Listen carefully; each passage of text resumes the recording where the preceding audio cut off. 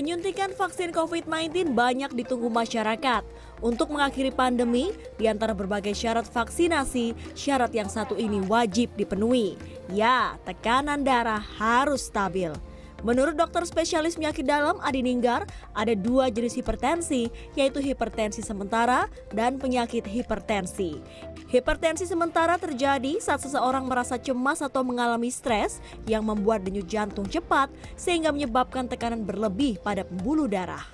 Jadi kalau hanya satu kali, itu kita belum bisa pastikan dia ini pasti memang menderita penyakit darah tinggi. Mungkin hanya reaksi-reaksi yang alami tadi itu, karena mungkin kurang istirahat, atau sedang stres, sedang cemas, ya itu bisa terjadi peningkatan tekanan darah. Makanya pada saat vaksin, itu kan faktornya banyak ya.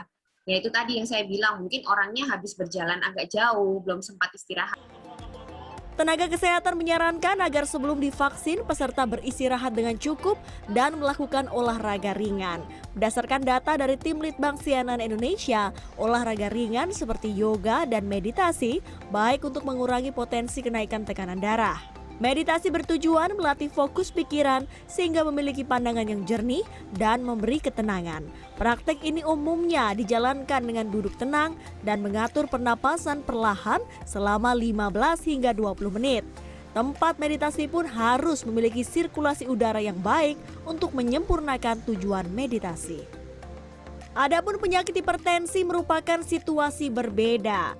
Seorang pasien dinyatakan menderita penyakit hipertensi jika hasil pembacaan tekanan darah sistolik menunjukkan lebih dari 140 mm air raksa atau tekanan darah diastolik lebih besar dari 90 mm air raksa melalui pemeriksaan selama 3 kali berturut-turut pada hari yang berbeda.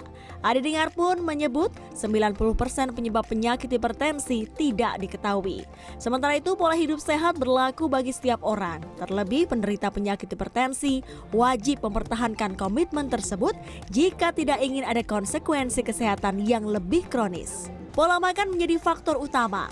Pemilihan karbohidrat, protein, dan vitamin adalah kunci. Hal ini misalnya bisa dilakukan dengan cara mengganti minyak sawit dengan minyak zaitun yang memiliki kandungan kolesterol lebih rendah.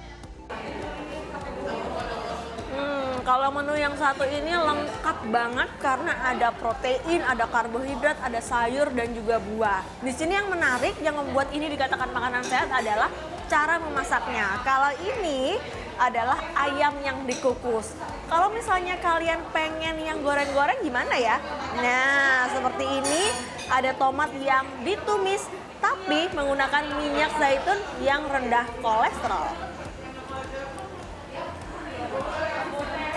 Selanjutnya yang tak boleh dilupakan adalah olahraga. Berbeda dengan penderita hipertensi sementara, khusus penderita penyakit hipertensi dianjurkan berolahraga dengan intensitas rendah hingga sedang, misalnya olahraga kardio berupa jalan kaki dan bersepeda. Olahraga bersepeda bisa menjadi pilihan Anda untuk melatih otot jantung. Olahraga sepeda ini bagus sekali kalau kita jalani secara rutin ya, minimal 30 menit dalam satu hari.